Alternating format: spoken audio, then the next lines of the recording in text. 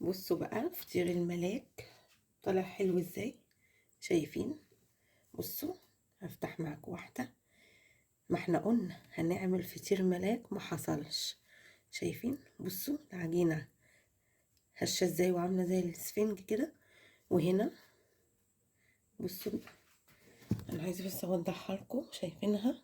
شايفين اللون الظهر والوش. وبصوا هنا بقى، بصوا شايفين الطريان والجمال. احنا قلنا هنعمل فطير ملاك ما حصلش، جميل وطري والعجينة بتاعته ناجحة.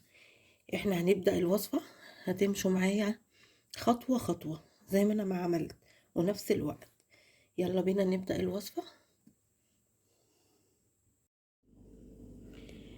كده بقى هنعمل مع بعض الخميرة، هنحضرها مع بعض. تحضير الخميرة، انا عندي نص كوباية مية دافية، مش سخنة، دافية.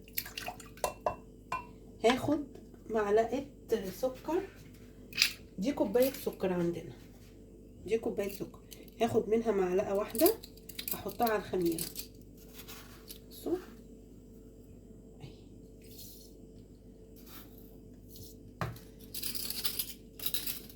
وهقلب. المية الدافية بتساعد على ذوبان السكر كويس.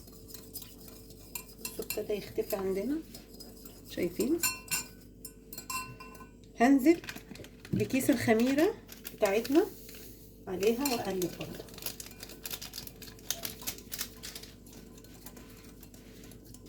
عشان نعمل خميرة ناجحة ونتأكد. اللي بيبقى متأكد من الخميرة بتاعته مفيش مشاكل، لكن انا بحب برضه اتأكد منها.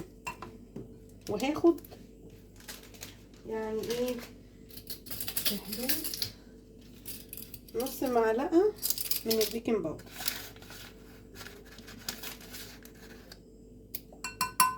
دي بتساعد الخميرة ان هي تدي فوم كده. بصوا هي ابتدت معايا، بصوا تدي رغوة ازاي. هسيبها في حدود نص ساعة وارجع لكم. في حدود معلقة كمان، بس ما تبقاش مليانة قوي اهي. وكمان هنزل بمعلقة صغيرة ملح. شايفين كده؟ معلقة صغيرة ملح اهي. هبدأ انزل بالزيت شوية شوية اهو. انا كده دلوقتي بعمل ايه؟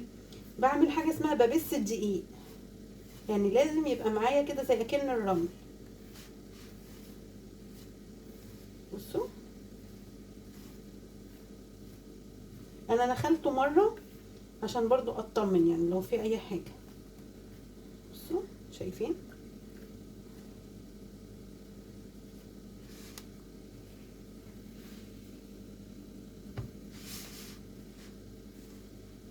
بس كده تمام.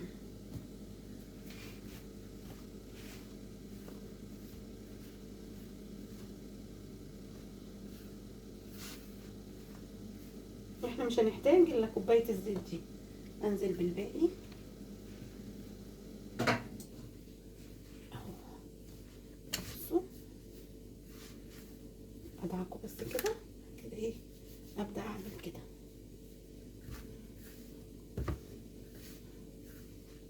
حلو جدا، طعمه جميل. في الصيام انا بحب ناكله في الصيامي كده في الفطار مع كوبايه شاي، بيبقى حاجه عظمه.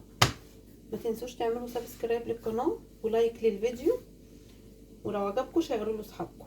بصوا احنا كده الدقيق بصوا ابتدى ايه، تحول معايا زي اكني رمل مندي كده اهو. ده شكله. بصوا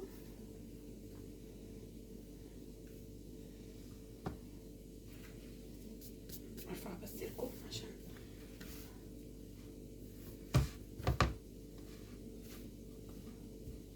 مش مشكله، لان اتبهدلت حوالينا هنظبطها.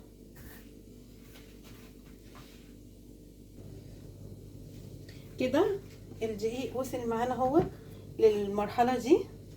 انا بسيته كويس. هبدا بقى انزل تاني خطوه ايه؟ بالخميره بتاعتنا. بصوا الخميره بقت شكلها ازاي، الفوم بتاعها عالي، سوري. ابدا انزل بيها. انا كنت مجهزاها قبل ما اعجن بنص ساعه.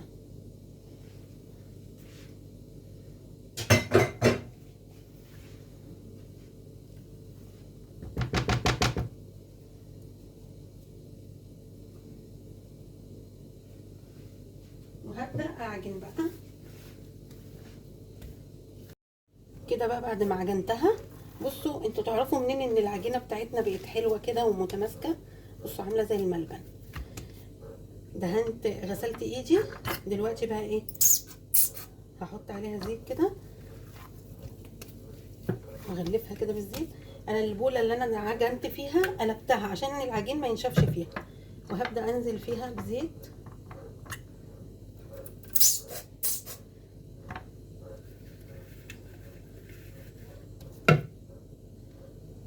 اخد بس بايدي دي وهحط فيها العجينه كده اهي، وهغطيها ادفي العجينه، هسيبها تخمر. يعني احنا بقى في الشتاء بقى، يعني ممكن ساعه، ممكن ساعه، ساعه ونص، لحد ما تلاقوا حجمها تضاعف معاكم. اغطيها كده بالاسترتش. والمطبخ كده كده دافي عشان انا مشغله الفرن، وهرجع لكم بعد ما تتخمر. ورجعت لكم تاني بعد ما العجينه خمرت. بصوا سبتها لغايه ما خمرت. بصوا شايفين عامله ازاي؟ بصوا بحب قوي الاحساس بتاع ده. يا ريت تحطوا لايك للفيديو وتعملوا سبسكرايب. انا عارفه ان انتوا عارفين بس بتنسوا، بحب افكركم ما تنسوش تحطوا سبسكرايب.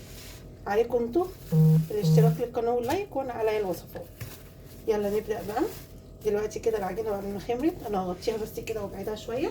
هجيب الصاج بتاعنا اللي احنا هنحط فيه بقى، هبتدي ادهنه زيت.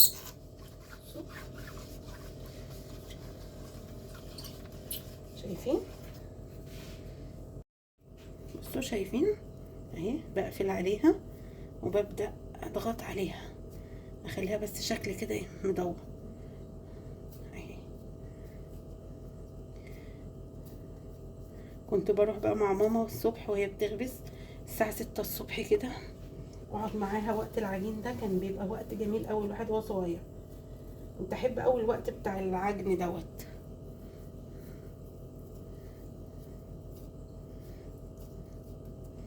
اهو كده شايفين. هعمل معاكم اخر واحده دي وهخلص الكميه كلها وارجع لكم. بصوا اهو بلمها كلها اهي واضغط عليها. شايفينها؟ بصوا عجينه هشه ومتخمره حلو وجميله. اهم حاجه ان احنا نسيب ايه مسافه عشان لما يخمر ما يلزقش ببعض.